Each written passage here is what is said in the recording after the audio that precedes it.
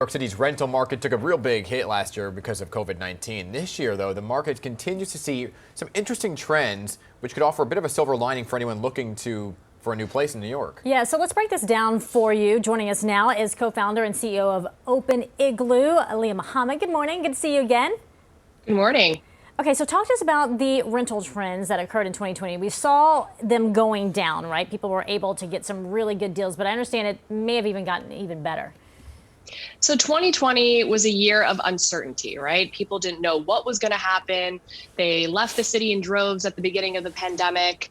People were uncomfortable locking into a new lease. A lot of people were going month to month or doing sublets. But what we're starting to see into 2021 is people come back to the city and actually signing new leases. So in December, we saw a 94% increase in new lease signings in Manhattan versus a year ago, the highest level since 2011. So we think that's a really strong indicator that not only are people coming back to New York, but they're feeling confident, to really lock into that 12-month or 24-month lease. So what does that mean, though? So for somebody who is looking at the trends and saying, okay, the prices were low, this is the time to move into New York City because I can afford it finally. Do you see the rents still going down 2021 and beyond with people coming back?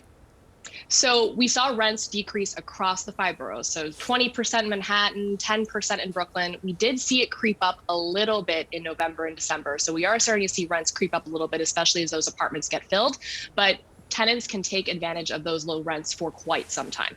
So how's this going to affect the landlords, though? I mean, is there any relief for them?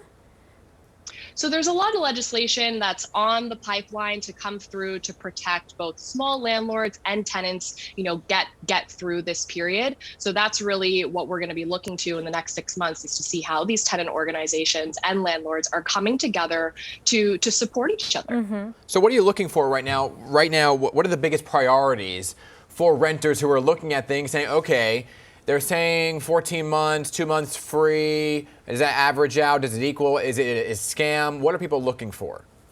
Yeah, so I think people's preferences in what they want in an apartment has definitely changed. So I think New Yorkers spent way more time in their apartments in 2020 than they ever thought they would. So, in a normal year, you can tolerate that shoebox or the occasional noise coming from the street. But people are really now looking for outdoor space. A lot of renters sort of ditching their roommates and wanting to get their own space. Sound insulation, super important. And then the other big thing is COVID-19 protocols. How is the building responding to COVID-19?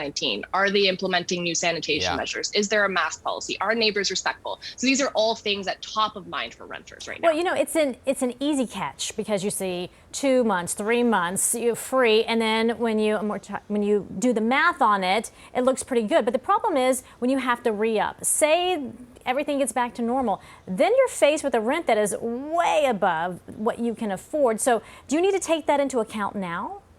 Yeah, absolutely. I definitely don't recommend people lock into leases that are above their budget. And now is the time where there are over 15,000 empty apartments in Manhattan, for example. You have options and you have longer than 5 minutes to make a decision. So, really take your time, do your research on the building and landlord, and find something that's within your budget. Yeah, and realize that monthly payment may go up the following year because of what Betty said there. But is there a borough that's seeing a particular increase in leases?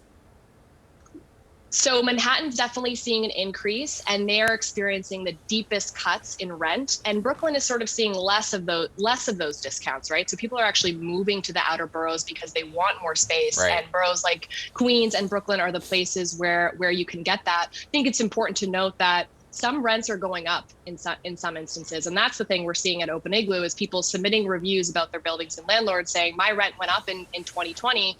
And our whole thing is, let's connect renters with landlords that really stepped up to take care of their properties and their tenants during what was a really difficult year. Bingo. But is it going up because they feel like you're stuck, right? Like they're not going to move, so I'm going to raise it because I just don't feel like they're going to take the effort?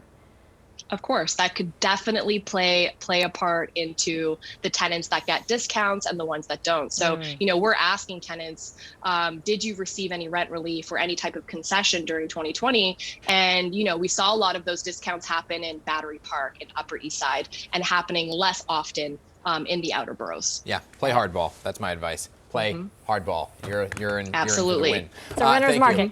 Thank you so much for your time. Appreciate it. Thanks for having me. All right.